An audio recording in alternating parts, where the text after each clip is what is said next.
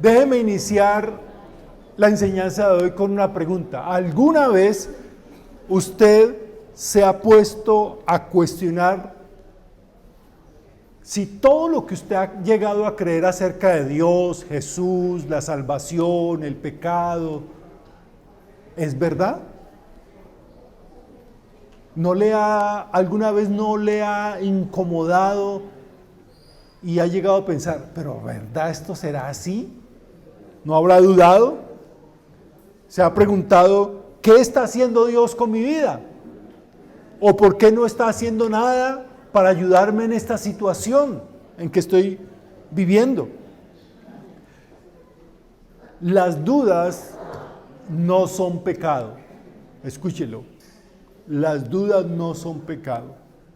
Hoy el tema se llama así: nuestras dudas y Jesús.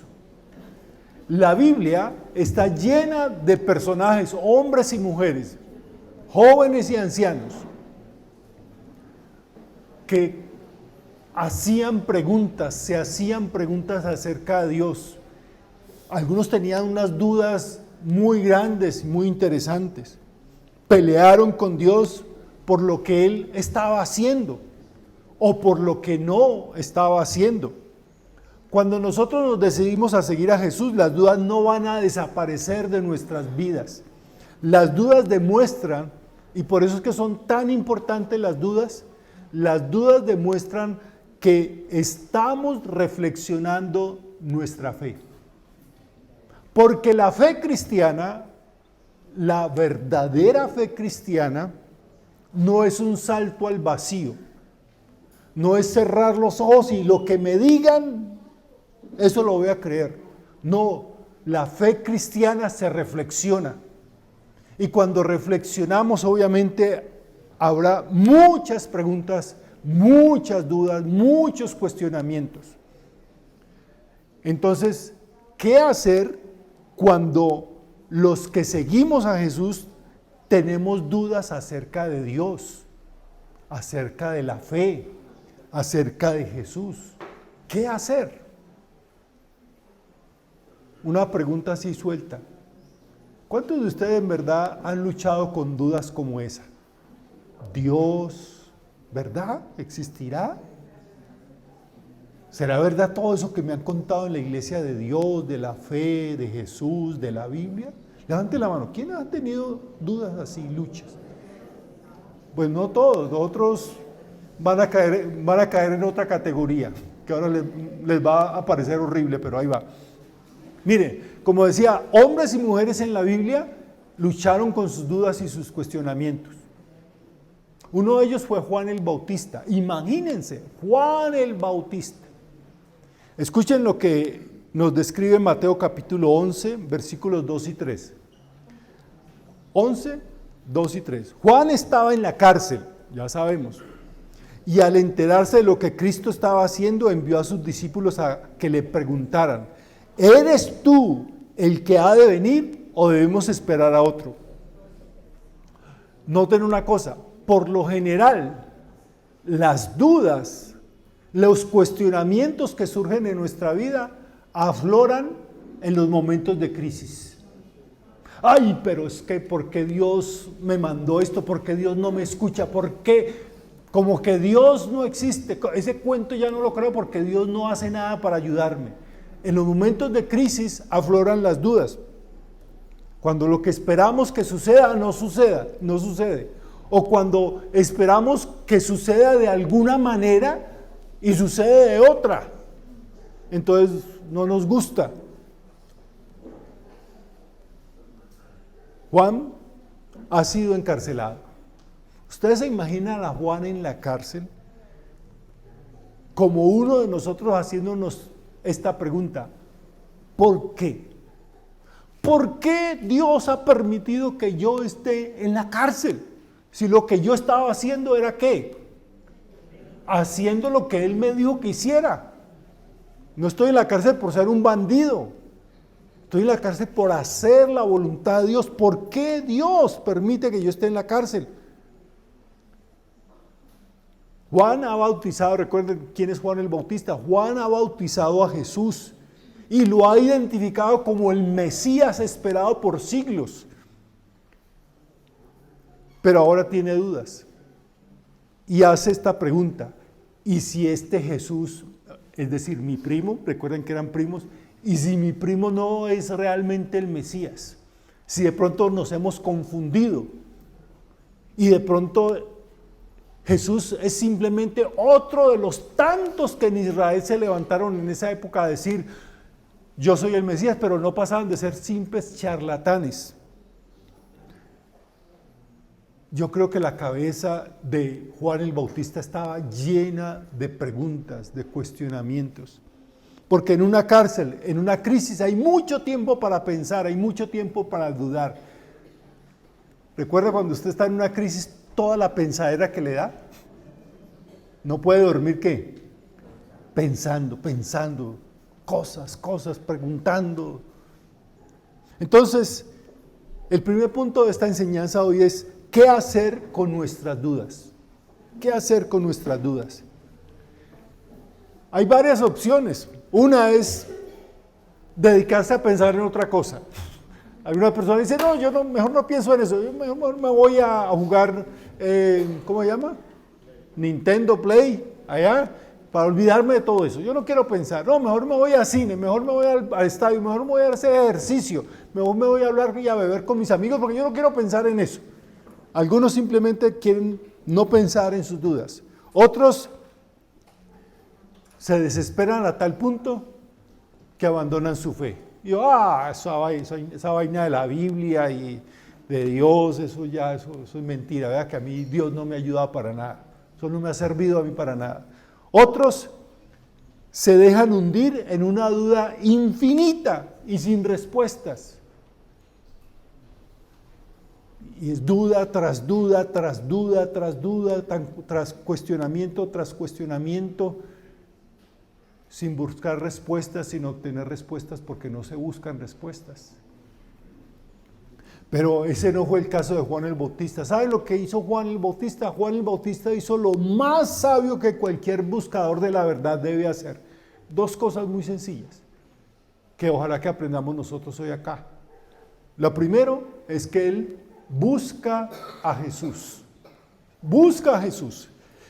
Miren, nuestras dudas, así lo vemos en el caso de Juan el Bautista, cómo las dudas no lo alejaron de Jesús, sino que lo acercaron a Jesús, lo llevaron a buscar a Jesús. No podía hacerlo por sus propios medios porque estaba en la cárcel y Jesús no estaba allí, pero lo hizo a través de sus amigos, a los cuales les envía a preguntar a Jesús. Pero miren eso, si nosotros queremos enfrentar nuestras dudas, que son normales para nosotros, los seres humanos tenemos que hacernos preguntas, cuestionarlo todo. Y eso no es pecado. Usted no va a recibir un castigo por eso. Nuestras dudas son oportunidades para acercarnos al Señor, para buscarlo, no para alejarnos de Él. Usted sabe, yo soy pastor hace más de 30 años en esta iglesia y pastor en otra iglesia antes. Y siempre he visto cometer el mismo error a las personas cuando tienen dudas. En vez de acercarse a Jesús con sus dudas, se alejan de Jesús por sus dudas. Pero Juan no lo hizo. Juan nos está diciendo, mire, cómo manejar las dudas en nuestras vidas acerca de Dios, de la fe. No es alejándonos de Jesús, es acercándonos a Jesús, que es la fuente de las respuestas que estamos buscando. Un famoso teólogo, Paul Tillich, dijo lo siguiente acerca de la fe y las dudas. La fe es la valentía que vence la duda, no quitándola, sino tomándola como un elemento en sí mismo. Entonces lo que Paul Tillich plantea es que las dudas siempre van a estar con nosotros. Siempre, somos seres humanos. Pero no debemos usarlas como un pretexto para alejarnos de Dios, sino para acercarnos a Dios. Es una herramienta. Lo otro que hace Juan el Bautista, aparte de buscar a Jesús, es esto. Él le pregunta a Jesús. Le manda a preguntar a Jesús. Juan busca a Jesús con una sola pregunta. No busca que Jesús respalde sus ideas, no ha decidido creer algo y luego preguntar como hacemos nosotros. Usted sabe cómo preguntar, muchas personas preguntan. A mí me dice, ¿cierto pastor que tal cosa es verdad? ¿Cierto pastor? Pues usted ya sabe que es cierto, no me pregunte a mí. Esa no es una forma sabia de preguntar. ¿Cierto pastor que uno no debe hacer? Bueno, si es cierto ya, usted ya decidió que es cierto. Entonces hay que saber preguntar, pero sobre todo hay que saber a quién se pregunta. Y Juan es muy sabio, no solamente porque busca a Jesús en medio de sus dudas, sino que pregunta y sabe a quién le pregunta. Si tiene dudas, lo sabio es ¿qué? Preguntar. Estamos en una cultura donde los muchachos y muchachas se levantan en la iglesia, en la casa, les educan como cristianos, pero no les dan oportunidad de hacer preguntas. Y llegan a la universidad o en el colegio, les dan 3 vueltas con una ideología y no preguntan. No preguntan nada. Ay, ¿por qué no volvió a la iglesia? No, porque él ya no cree en nada, pero ¿por qué no preguntó? Hay respuestas, Jesús siempre tiene respuestas. Hay muy pocos de los jóvenes, de los muchachos que se han levantado a la iglesia que se han acercado a mí con preguntas. Los pocos que se han acercado, se han atrevido a ser sabios haciendo preguntas, han encontrado respuestas o los hemos acompañado en las respuestas. Y ellos dicen, ve, verdad, claro. Claro, hay respuestas. Jesús es la respuesta. Pero hay que saber qué preguntar y a quién preguntar. Y Juan preguntó esto, ¿eres tú el que ha de venir o debemos esperar a otro? Ahora, ¿por qué Juan pregunta esto? ¿Por qué esa duda? Si él ya había confirmado que Jesús era el Mesías, ¿por qué en este momento tiene dudas? Porque él está en la cárcel y le llegan noticias de lo que está haciendo Jesús y cómo lo está haciendo. ¿Y saben una cosa? Esto es lo más interesante en las dudas que tiene Juan. Y es que Juan está en la cárcel, escucha acerca de Jesús y él dice, no, pero Jesús, ¿por qué está haciendo eso? ¿Y por qué lo está haciendo así? Es decir, como todos en su tiempo y durante toda la historia humana, las personas tienen expectativas acerca de Dios, expectativas acerca de Jesús, pero Jesús no encaja en ninguna de nuestras expectativas. ¿O sí? Siempre es así. Jesús no lo podemos encasillar en... Es que Jesús debe actuar así. No, él no debe actuar como nosotros queramos. ¿Sabe por qué los religiosos de la época, fariseos, escribas, rechazaron a Jesús? Porque él no encajaba en lo que ellos esperaban que hiciera Jesús. Y nosotros tampoco. Por eso hacemos preguntas, ¿pero por qué Jesús no hace tal cosa? Porque a veces pensamos, nos han hecho creer que Jesús es como el mago de la lámpara de Aladino. Que usted sino qué, frotarla y va a aparecer y va a conceder ¿qué? 3 deseos. Y pensamos en Dios así, como el genio de la lámpara al cual nosotros oramos y Él tiene que concedernos nuestros deseos.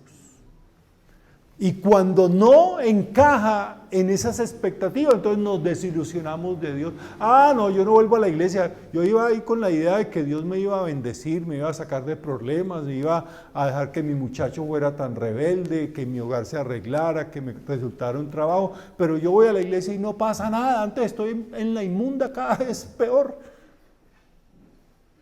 No encaja. Jesús en nuestras expectativas. Y eso le pasa a Juan. No encajó en lo que Juan pensaba que debía hacer el Mesías y cómo lo debía hacer. Y cuando esto no sucede, y siempre va a suceder, surge la decepción, las dudas. Entonces, eso es lo que hace Juan con sus dudas. Ahora la segunda pregunta es, ¿cómo responde Jesús a nuestras dudas? ¿Cómo responde Jesús a nuestras dudas? Vamos a leer Mateo capítulo 11, 4 al 6. Jesús respondió, vayan y cuéntenle a Juan lo que están oyendo y viendo. Los ciegos ven, los cojos andan, los que tienen alguna enfermedad en su piel son sanados, los sordos oyen, los muertos resucitan, y a los pobres se les anuncian las buenas noticias. Dichoso el que no tropieza por causa mía. Amén. Jesús hace 3 cosas para ayudar a Juan. Cuando alguien se atreve a buscar a Jesús en medio de sus dudas, sus cuestionamientos, esto es lo que hace Jesús. Lo primero, Jesús no lo descalifica. Él no dice, dígale a ese Juan el Bautista que deje de ser tan incrédulo, le falta fe, ¿cómo es que se me va a torcer ahora? Jesús no descalifica a Juan, no lo reprende, no se decepciona de Juan por sus dudas. Cuando nosotros tenemos dudas, tenemos cuestionamientos, Jesús no abre los ojos diciendo, ay, ahora con qué salió, también se va a descarriar. No, Jesús no se sorprende por eso. Jesús sabe qué hay en nuestro corazón, cómo somos los seres humanos. Acepta que le hagamos preguntas, porque los grandes maestros a lo largo de la historia humana, hace siglos que han descubierto que las preguntas son una gran herramienta pedagógica. ¿Quiénes aprenden más? Si aquí hay profesores, que está Ángela María, que es profesora, no veo a los otros, no veo a Jorge Roosevelt, a Luz Marina. Los que son profesores, ¿quiénes aprenden más en una clase? ¿Los que están ahí calladitos o los que se atreven a hacer preguntas? Que tienen inquietudes, que dicen, ¿esto por qué? ¿Y cómo es esto?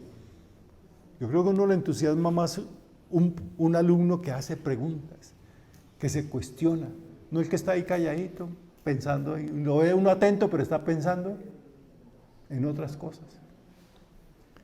Porque el que pregunta, de nuevo, el que pregunta está ¿qué? Reflexionando.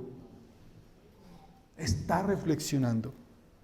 Para quienes seguimos a Jesús, las preguntas que surgen de la duda son herramientas que Jesús puede usar para nuestra formación espiritual, para madurar nuestra fe.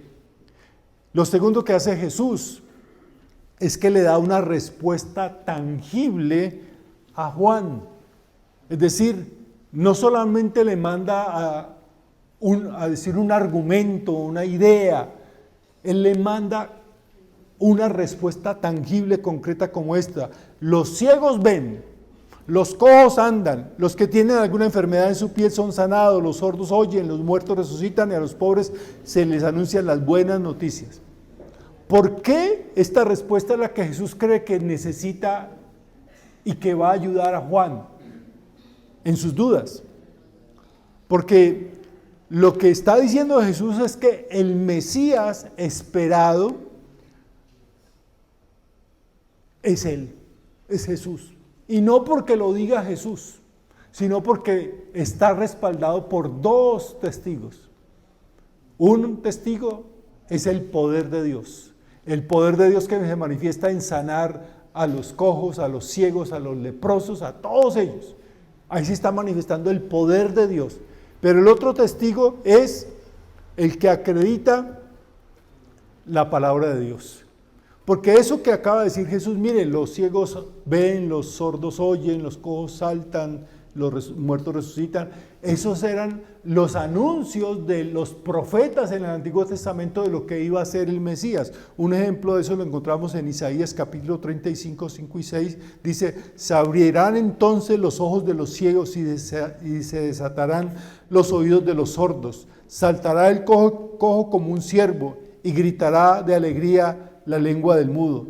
Y luego en Isaías 61:1, el Espíritu del Señor y Dios está sobre mí por cuanto me ha ungido para anunciar buenas noticias a los pobres.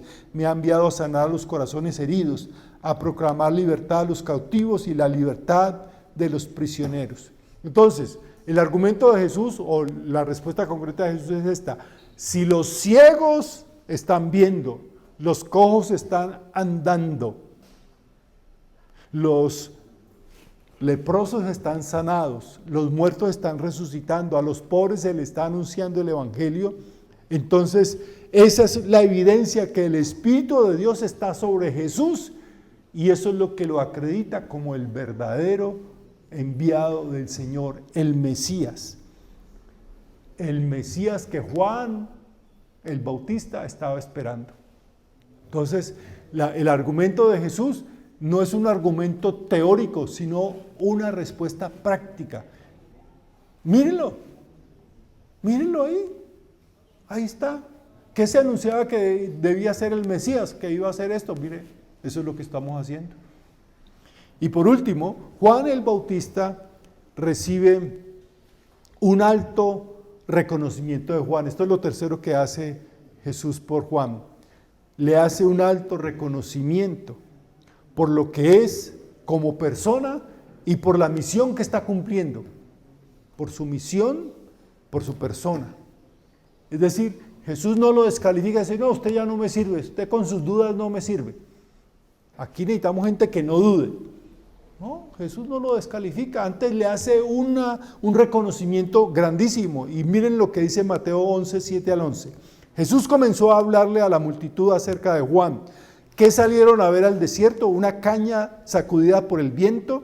Si no, ¿qué salieron a ver? ¿A un hombre vestido con ropa fina? Claro que no, pues los que usan ropa de lujo están en los palacios de los reyes. Entonces, ¿qué salieron a ver? ¿A un profeta? Sí, les digo, y más que profeta. Este es de quien está escrito: yo estoy por venir, por enviar a mi mensajero delante de ti, el cual preparará tu camino. Les aseguro que entre los mortales no se levantaba nadie más grande que Juan el Bautista. Qué tremendo elogio. Jesús no descalifica a Juan por sus dudas, lo elogia. Nadie ha habido más grande que Juan el Bautista. Nuestras dudas no nos descalifican ante Dios, ni tampoco hacen olvidar lo que somos para Dios, ni lo que hacemos para Dios. Entonces, quienes seguimos a Jesús, con seguridad tendremos dudas. Pero hemos decidido que estas dudas no nos alejarán de Jesús, sino que nos acercarán a Él. Porque lo otro es lo ilógico, lo irracional. ¿Saben? Usted en un día caluroso, como los que tuvimos hace unas semanas atrás, un día caluroso, usted siente sed, mucha sed, y se desespera con esa sed. Y aquí está una fuente de agua limpia, fresca, y en vez de acercarse a esa agua limpia y fresca, usted se aleja porque tiene sed. Es que como tengo sed, entonces me voy a alejar. No, cuando usted tiene sed, se acerca al agua, busca el agua. Cuando tenemos dudas, cuestionamientos, no, lo lógico no es alejarnos de Jesús, es acercarnos a Jesús, quien tiene las respuestas para nuestras vidas. Quienes seguimos a Jesús, vamos a tener dudas, pero hemos decidido que estas dudas no nos van a alejar de Jesús, sino que nos harán buscarle, nos harán acercarnos a Él. Ahora, si usted lee con detenimiento el capítulo 11, usted se va a dar cuenta que aquí, lo que hemos visto hasta ahora, hay la descripción de un hombre que tenía ¿qué? Dudas. Pero a partir de los versículos que vamos a leer ahora, va a encontrar a unas personas que no tenían dudas. Y tal vez usted diga: yo soy de esos, de los que yo no tengo duda alguna acerca de Dios. Yo nunca he dudado de Dios. Miren los que nunca tenían dudas. Son personas que llegaron a pensar de una manera muy diferente a Juan. ¿Cómo los describe la Biblia? ¿Cómo los describe el mismo Jesús a aquellas personas que no tienen dudas? Mateo capítulo 11, versículos 16 al 19, dice: ¿con qué puedo comparar a esta generación? Se parecen a los niños sentados en la plaza que gritan a los demás: tocamos la flauta y ustedes no bailaron, cantamos por los muertos y ustedes no lloraron. Porque vino Juan, que no comía ni bebía, y ellos decían: tiene un demonio. Vino el Hijo del Hombre, que come y bebe, y dicen: este es un glotón y un borracho, amigo de recaudadores de impuestos y de pecadores. ¿Quiénes son los que no tenían dudas? Los que no tenían dudas eran esos grupos religiosos, fariseos, escribas, doctores de la ley, que en su orgullo creían que tenían ya todas las preguntas con sus respuestas. Y es muy curioso que los seguidores de Jesús duden, hagan preguntas, cuestionen. En cambio, quienes rechazan a Jesús, quienes se oponen a Jesús, no manifiestan ninguna duda, no cuestionan, no dudan de sus dudas. Ellos han decidido no creer. Creen tener una posición más inteligente y superior. ¿Notan eso? Hoy en día las personas que tienen cierto grado de educación o han leído algunos 3 o 4 libros por ahí, y dicen: eso de la religión es para los que no usan el cerebro. Y ellos no tienen dudas de sus dudas. Es decir, no se hacen preguntas a sí mismos. Como estos fariseos, estos religiosos, que no tenían dudas. Ellos habían decidido, habían llegado a la conclusión de que Jesús era lo peor. Lo peor. Y eso nos hace pensar que quienes no tienen ninguna duda sobre Jesús son aquellos que han decidido no aceptar nada de Jesús, ni de su reino. Y por eso, para que lo complementen allí, no tienen duda alguna sobre Jesús porque han decidido no creer en Jesús. No creer en Jesús. Diga lo que diga Jesús, ellos no creerán. Haga lo que haga Jesús, ellos no creerán. Porque han decidido rechazar a Jesús. Su estilo de vida no los convence.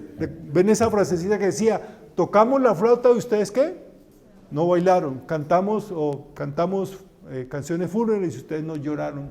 ¿Qué está diciendo? Es un refrán para decir, como en nuestro castellano: ni cortan ni prestan, ni entran ni dejan entrar.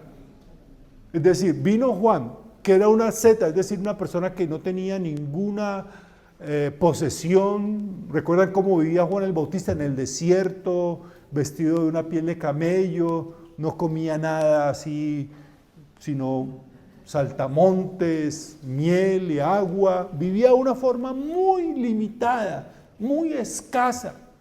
Y decían: ese tiene un demonio. Y llega Jesús, que le gusta la parranda, le gusta sentarse a la mesa, comer con la gente pecadora, y ahí mismo lo señalan: este es un borracho, este es un amigo de pecadores. ¿Y quién es amigo de pecadores? Por algo será. Dime con quién andas, te diré quién eres. Si Jesús anda con pecadores es porque es un ¿qué? Pecador. Así lo juzgan. Es decir, ellos habían decidido rechazar a Jesús.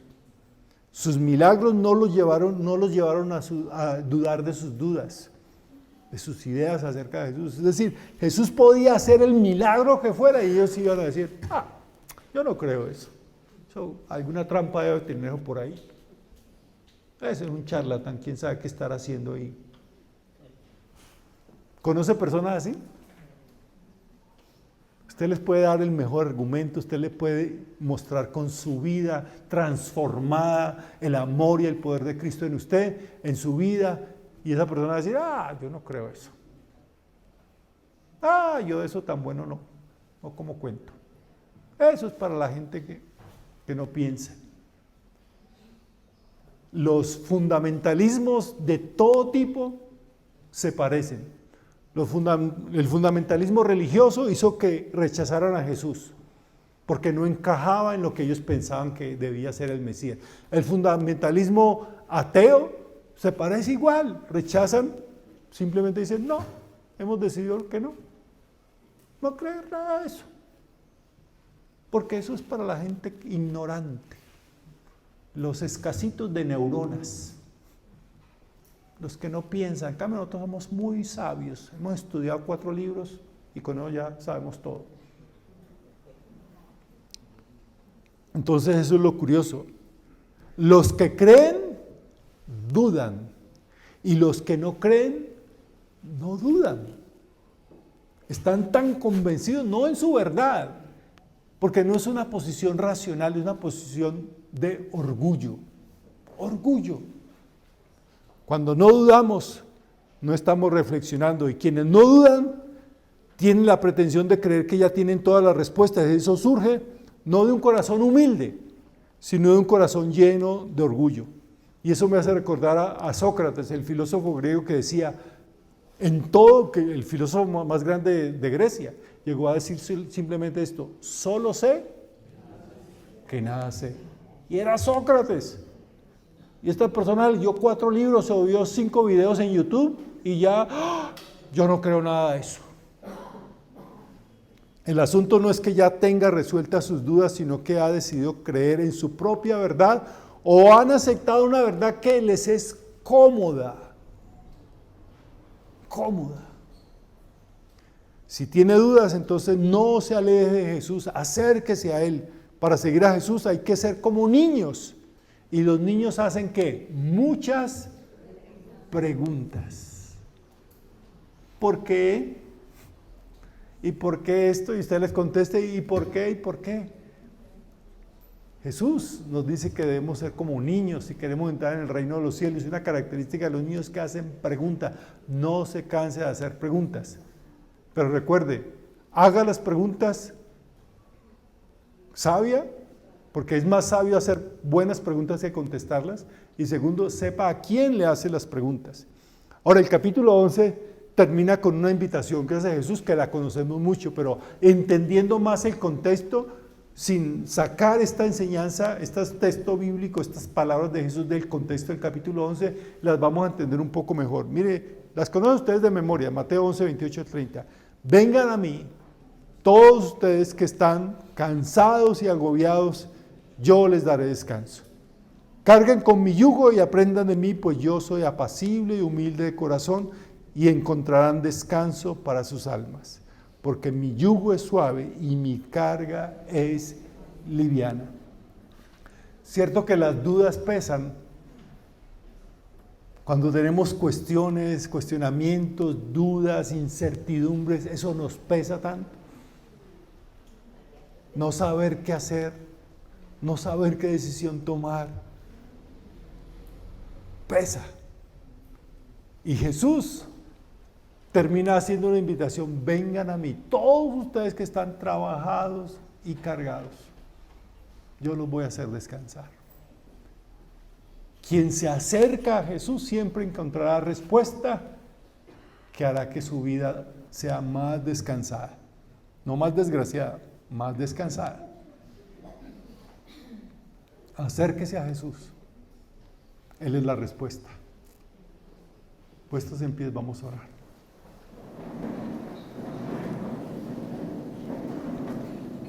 Señor, estamos muy agradecidos porque aunque tenemos muchas dudas, aunque cuestionamos muchas cosas, aunque a veces no entendemos lo que tú estás haciendo y por qué lo estás haciendo, nosotros hemos decidido que las dudas no nos van a alejar de ti, sino que nuestras dudas nos van a acercar a ti. Señor, cuando nuestra mente se llene de dudas, de cuestionamientos, de incertidumbre, ayúdanos a acercarnos a ti, a recordarnos que las dudas son oportunidades para madurar nuestra fe.